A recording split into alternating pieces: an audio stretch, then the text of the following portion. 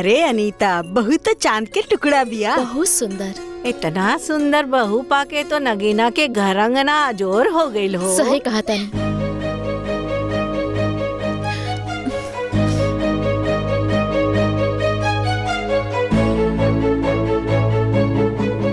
है कुल सामान दे ले बिया, इतना इतना कोई सामान देला, हिथी हिथी चुकी है का है सब।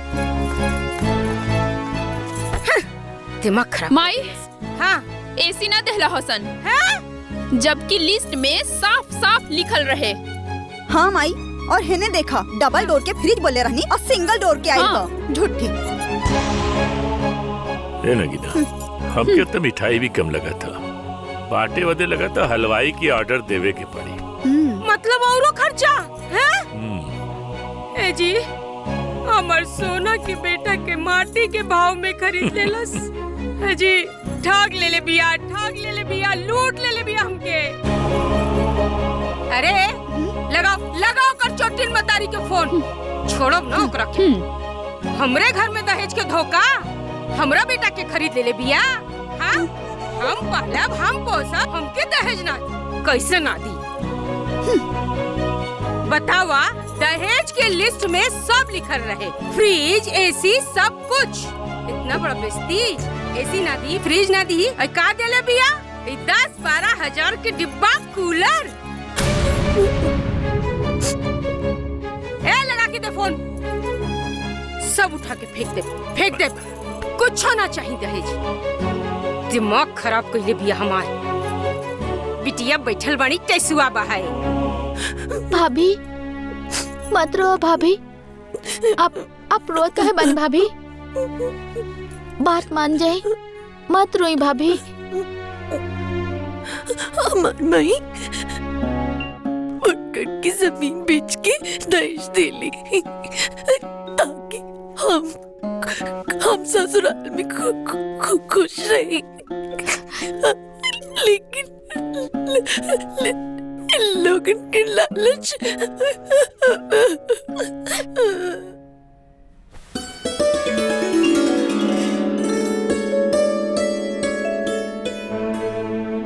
अरे ई का तू रो रहल बाड़ू? घर के याद आ रहल हुई, माई के याद आ रहल बाना। अरे हाथ से हमार माई के तू आपन माई समझा। हमार दोनों बहन वंदना आरती के अपन बहन, ठीक बा?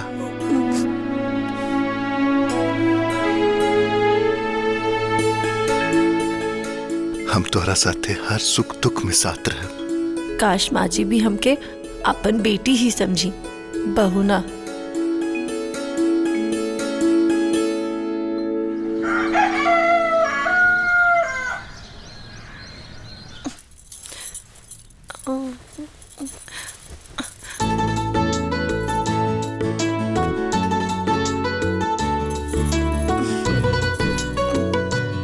नहीं अरे ठीक रहे, सूट पहन के घूमत रहनी। अबे जस्ट साड़ी पहने तो हम क्या उतने नहीं खे।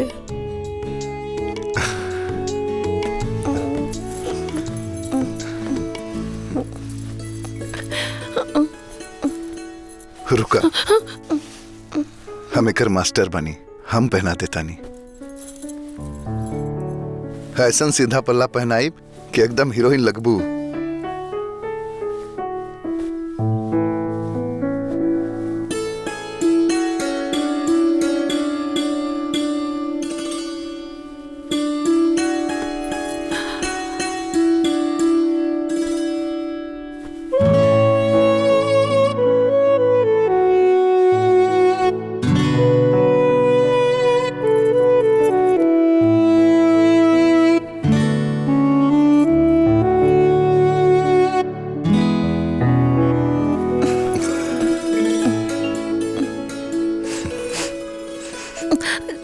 छोड़ी ना।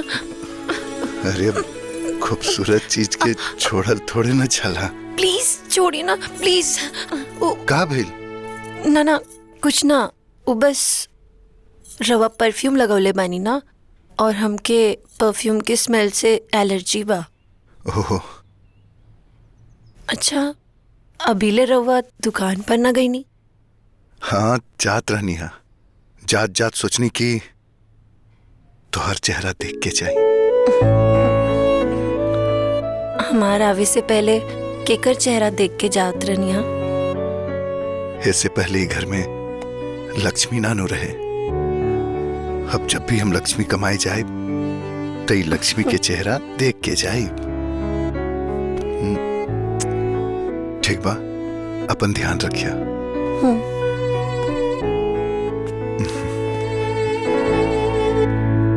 तोहनी लोगन के दुख हम समझ सके नी बहनी। अरे इतना हीरा जैसन लइका कोयला के भाव बिका गईल, ओकर दुख तो होबे करी ना। 15 एकड़ खेती, मार्केट में साड़ी के दुकान और इतना बड़ा घर। रउआ लोग चाही तो हम अनुराग के दूसर ब्याह करा सकेनी है?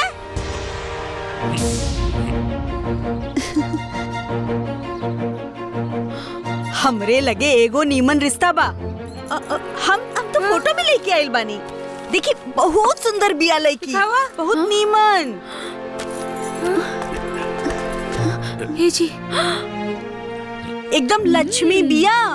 ई घर में आई तो आप लोगन के ई घर के भाग खुल जाए। हाँ। ये जी ये लड़के के सामने तो कल मुही तो कुछ नहीं की। बड़ा सुंदर लड़की है।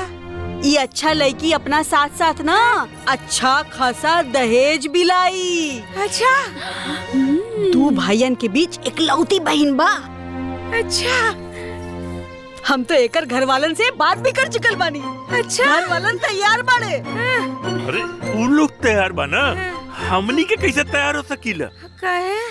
बिहार दानल लइका का दूसर बियाह हो सकेला का? अरे हमनी का लइका अब कुआरा नानु बा। तो बाबूजी हाँ, कुंवर बना दिहल जाओ। हैं? वो कैसे?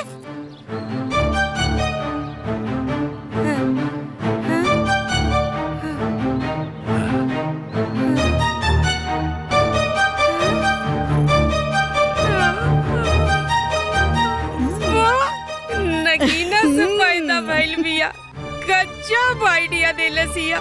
बहुत बढ़िया। हे माया, अब तू ना दहेज दिखावे के तैयारी करा ला, और हमनी के लइका के कुंवारा बनावे की तैयारी करतानी।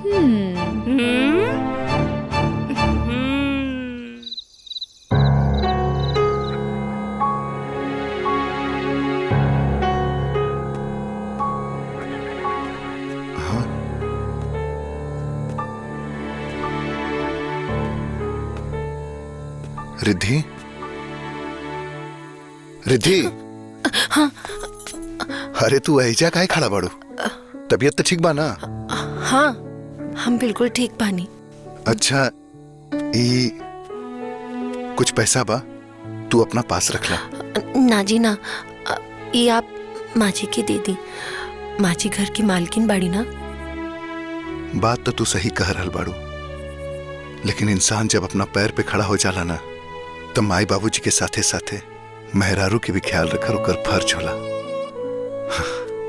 ये पैसा हम तोहार भविष्य खातिर दे रहल बानी। यदि हमरा कुछ हो गेल तो ना, ऐसा ना कहल जाला। रवा के पता बा, एक औरत खातिर ओकर सुहाग, ओकर पति सबसे बड़ दौलत होला। भगवान न करे रवा के कभी भी कुछ होके, रवा के कुछ होके से पहले हमार जान चल जाए। वो औरत बहुत खुश नसीब होकेली जे सुहागन इस संसार से विदा लेवेली। अच्छा ठीक बा बाबा, जियब भी संगे संगे, अब मरब भी संगे संगे। अब तक खुश?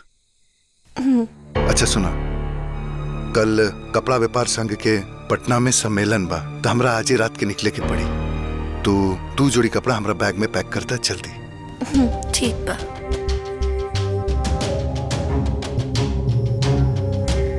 ये तो तू बड़ा अच्छा खबर लेके आइल बाड़ू वंदना। बेटा के कुंवारा बनावे के ऐसे शुभ रात तो हो ही ना सकेला। तो 2 दिन के इंतजार का है? कल करे सो आज, आज करे सो अब। पल में परले होत है, बहू मरेगी अब। छोड़ के चल गए। अजय मंदिर गल रानी, बतावा माता रानी का कर दहनी।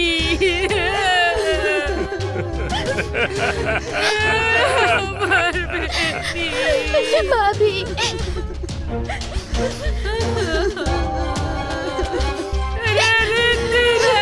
कहाँ चल गई? चाची मंदिर लेके गल रानी। अरे वो एक्सीडेंट हो गए, पागल पानी में। हमार बेटा के घर अंधेरा कर देला, सब क्या करी रे?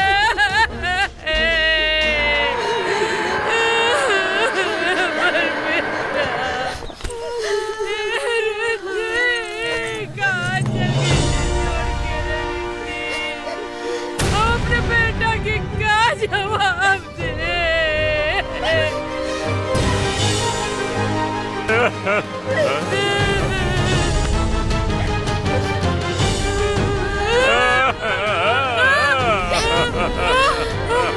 बेटा आ गई, बेटा आ गई, हमारा बेटा।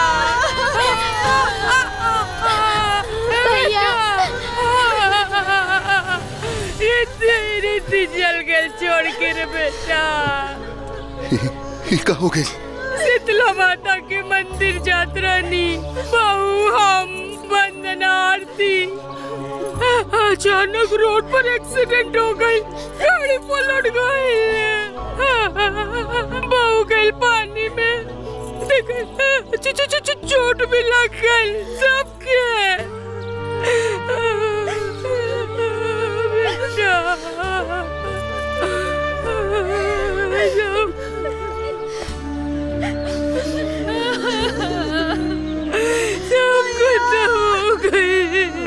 बेटा का हो गई?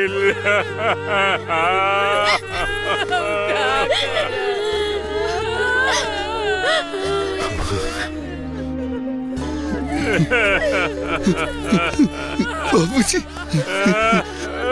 रिद्धि, रिद्धि।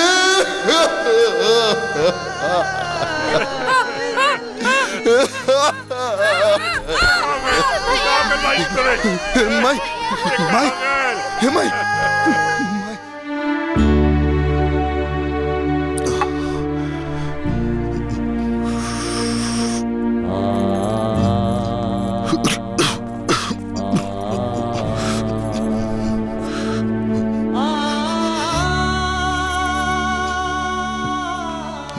जा देखा था?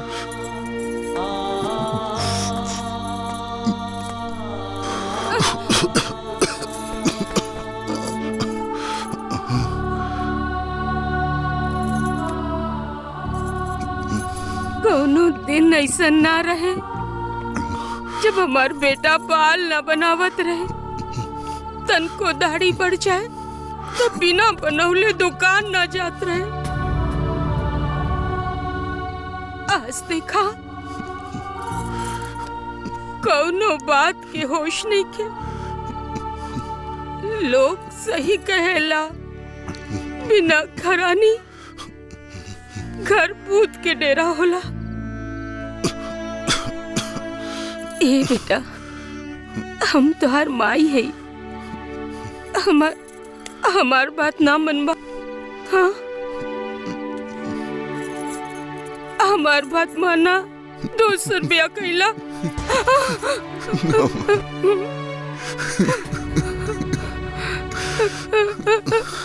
बेटा, ए बेटा, भविष्य की जिम्मेदारी, वर्तमान की चिंता, इस सब दर्द के भुला देला। रिद्धि के प्यार की याद के अपन दिल से बाहर निकाल दो। माँ मान जा अपन माई के बात। तो कैसे हालत में देख के हम कैसे जियब? हमने के बारे में तो सोचा। बेटा सुना सुना बाबू।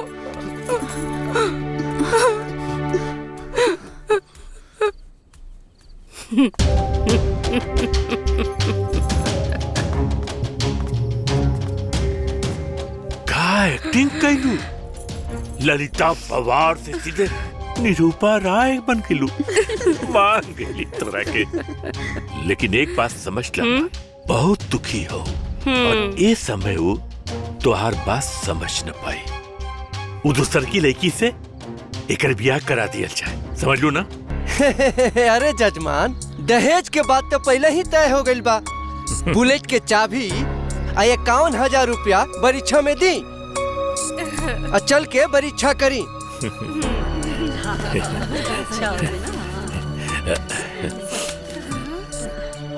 थैली रखी।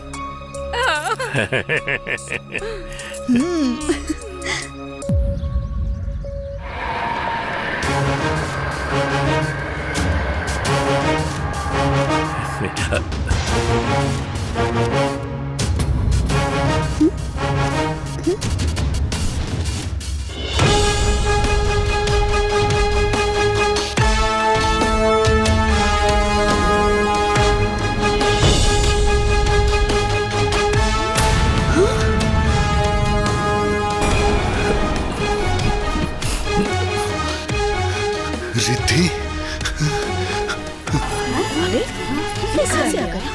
तुम मर गई ना? ये कहाँ से आ गई?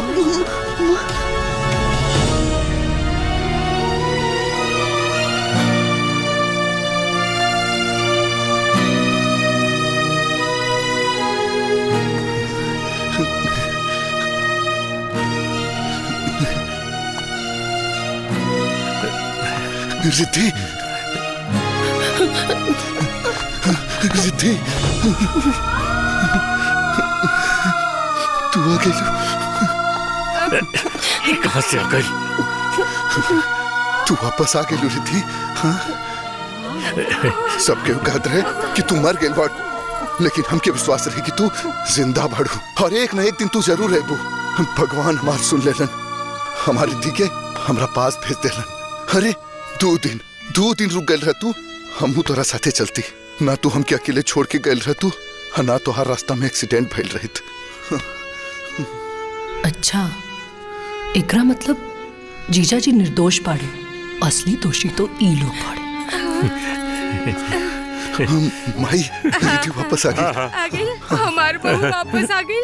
हम ना चौरा माता से मन्नत मांगले रहनी, जबले हमार बहू ना आई हम चावल ना खाई। हमार मन्नत पूरा हो गई, हमार बहू आ गई जी। पिछला जन्म में बहुत पुण्य कर ले रहे, उससे हमार बहुत जिंदा वापस आ गल। सही कहा तानी, काहे कि ई जन्म में खाली पाप ही कैले बानी, पुण्य तो कैले नहीं खेलो। अब तू लोग के ड्रामा खत्म और सिद्धि के तांडव शुरू। रिद्धि, हम भगवान से कहले रहनी कि जब तक हमारी रिद्धि वापस ना आई तब तक हमरा और दर्शन न करब। है देखा, वो तोरा के भेज देलन। जातनी भगवान के दर्शन करब और उनका के धन्यवाद कहब। जातनी माई। हाँ जा बेटा,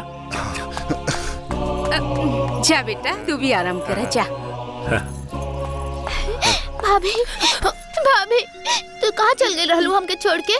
हमके तोहरे बिना बिल्कुल अच्छा ना लगत रहे। हमें छोटी भी क्यों ना बनावत रहे। अब हम आवे नहीं। चल भाभी के अंदर ले जा।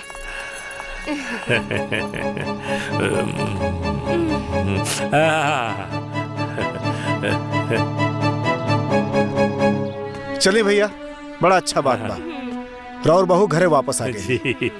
देखिए, हमके कोनो बातें के दुख नहीं खे, लेकिन अभी रिश्ता हम ना कर पाए। हाँ सही बात। ठीक बा, पैसा वापस कर दी। हाँ ली। चलिए, अच्छा नमस्ते। चलो, लेकिन सामान पैक करा। चला, देख लेनी कुलछणी घरे आई, लक्ष्मी चल गई।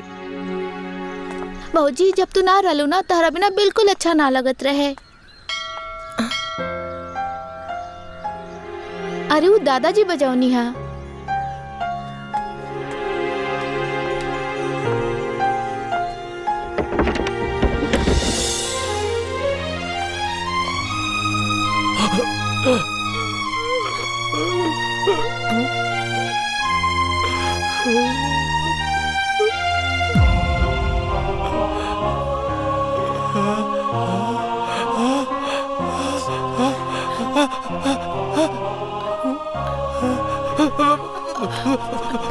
आराम से।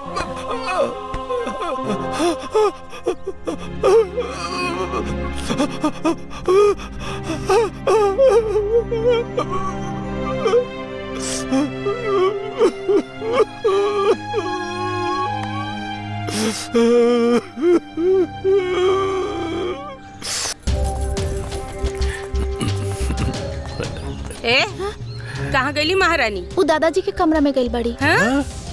तू ऐजा का करे तारू? चला जाके पढ़ाई करा। हाँ।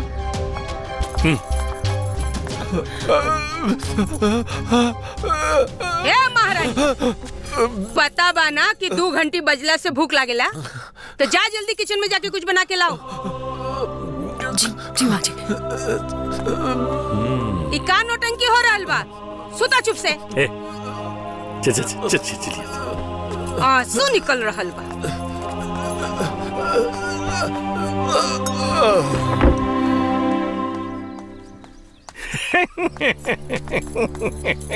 डिरा गइल दुदुबा जी माँ जी बोलतिया। डरा ना गई ठीठिया। ए जी आश्चर्य तो हमकी बात के नइखे कि उ जिंदा कैसे बिया। आश्चर्य तो हम ही सोच के हो रहल बानी एकर वापस आवे के हिम्मत कैसे भई। एकर मतलब कि हमने के डर एकर भीतर से निकल गई। ए नकीना देखे कच्चे वाले बादल से ना फसल ना पकेला, फसल पकेला बरसे वाले बादल से। तजा किचन में जा और ऐसा गरजा बरसा तबने आपे वो समझ जाई जा। इंतजार करा तू लोग, देखा ये बादल कैसे गरजेला और ये बारिश कैसे होला। बरसा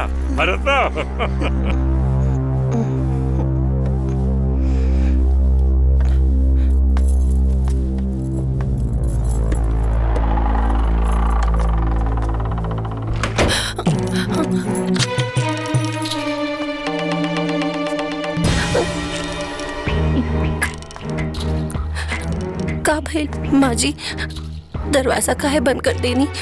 तोर अक्कल के दरवाजा खोले खातिर। माँ जी हम सब पुरन की बात भूला गई बानी, रवा भी भूल जाए ना। का भूल जाई रे? दहेज में धोखा भूल जाई, बरछुआ में जो लक्ष्मी मिलत रही वो भूल जाई। तू जाने ले कि उ दिन रात के तू काहे बच गई ले? काहे कि हम तोर हाथ पकड़ ले रहनी, गला दबावे के मौका ना मिले। बाकी कौनो बात ना, भगवान हमरा के एक मौका और देले बाड़े। अब ये मौका के हम बिगड़े ना दे। उ दिन तो तोर ससुर गला दबैले रहल, आज हम गला दबाई। ना माँ जी ना माँ जी ना। तोर हिम्मत कैसे भइल हमरे घरे आवे के? हमरे घर के मजा तो के नइखे पूरा मिलल। आज तो के तो हम जिंदे न छोड़ब।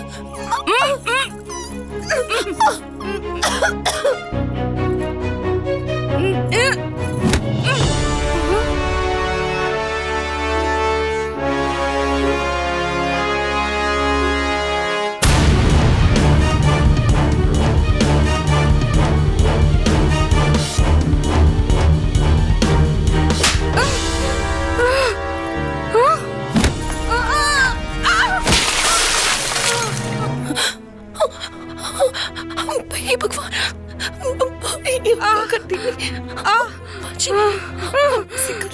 माँ जी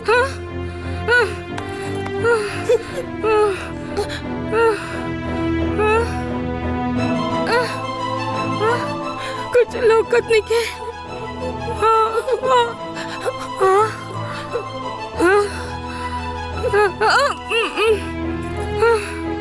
हाँ, हाँ, कुछ लौकत कहने के। अरे बाप रे, गलती हो गई माँ जी हमसे, हमरा से गलती हो गई माँ जी, माफ कर दी। रवा ठीक तो बारी ना माँ जी?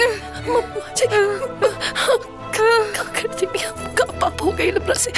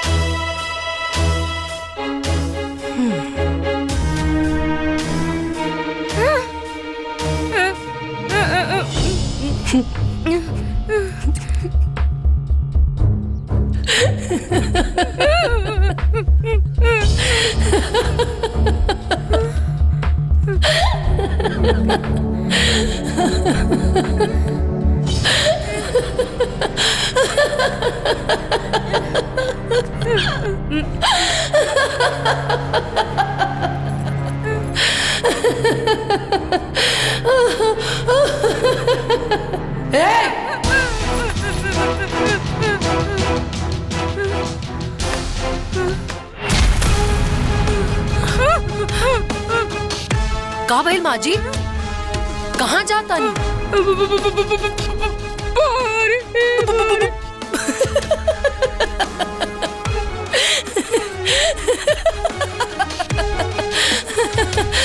का कहानी रवा? भगवान तोरा के दूसरा मौका दे ले हैं? ना ना, बल्कि भगवान हमके दोसर मौका दे ले बड़े। राउर सेवा करे के। राउर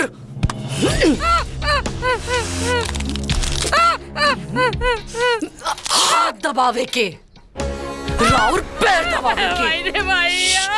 आराम से, आराम से। राउर पीठ दबावे के। का है ना माँ जी, गंगा में डूब के हम और मजबूत हो गए बानी।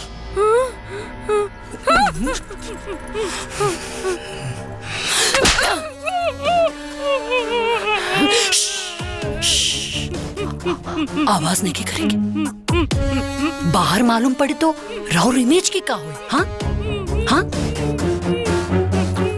चलिए अब चुपचाप बाहर जाएं और केहू के एजा कांड के पता ना चली नहीं। ठीक है सासू जी? जी जी जी जी बहू जी। जी सासू जी। चलिए। ओए जी जी जी जी जी। ढक ली?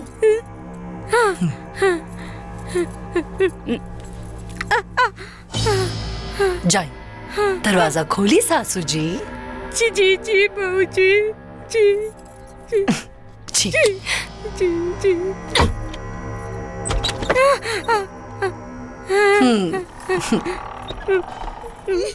हमके लगा था भौजी पगला गेल बिया। अरे ऊ ना पगला गल बिया, तू लोग पगलाल बाड़ू। ना ना ना, हम देख ना जी ना, सही कहती है। सही कहती है। ये देखे, कोई के उंगली के निशान हो।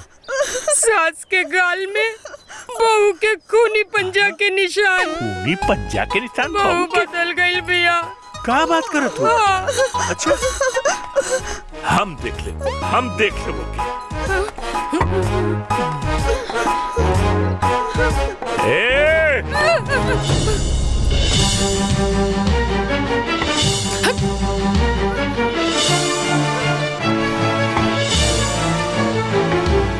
ना ना, रहुआ के हमरे सामने मारी हमके बर्दाश्त ना हो। हमके मारी? हाँ। हमके मारी?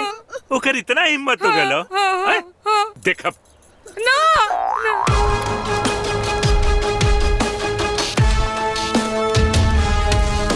छोड़ो तुम के, छोड़ो छोड़ो।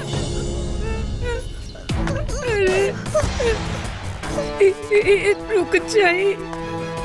अरे गैलन कर हालत। तुम्हार हिम्मत कैसे भले करा के बाहर लिया है? आज गैलन। अरे हम इनकर बेटा है, ये हमार बाप पड़न। हम फैसला करब कि अंदर रहियन कि बाहर रहियन। तू क्या होलू?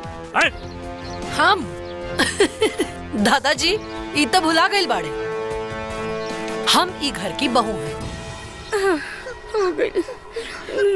और तू बेटा हुआ, बेटा होके के कुल फर्ज तो भुला गइल बाड़ा तू। आज हम तोके तोहार बेटा होके के कुल फर्ज याद दिला दे। अच्छा, तू याद दिलाई?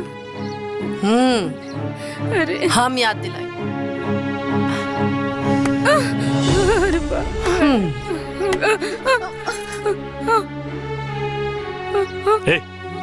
इका तरीका फर्ज याद दिलावे के। मना कैले रानी, ना मन लो। अरे बाप रे, अरे तू लोग देखा तो बचावा। अरे बाप रे, बहुत पाप। अरे तोड़ देला, अरे पार तोड़ देला। अरे अरे बस गया, अरे बाप, अरे सुधार के अरे बस अरे बाप रे, हो गया। अरे बाप रे बाप। देखत का बाड़ू, आके बैठा इधर। जौना घर बड़ बुजुर्ग के छाव में फलेला फूलेला, वो बड़ बुजुर्ग के साथ तू लोग ऐसा बर्ताव करता रहा। अब और आज से दादाजी घंटी बजा के बात ना करी, बल्कि दादाजी ऑर्डर दिए। काहे कि आज से दादाजी के वचन ही हुई ई घर के शासक।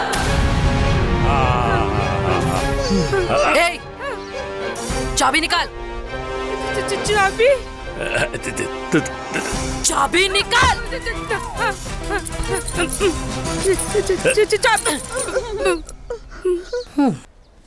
चाबी कुल मालिक के हाथ में शोभा देवेला, नौकर लोग के ना।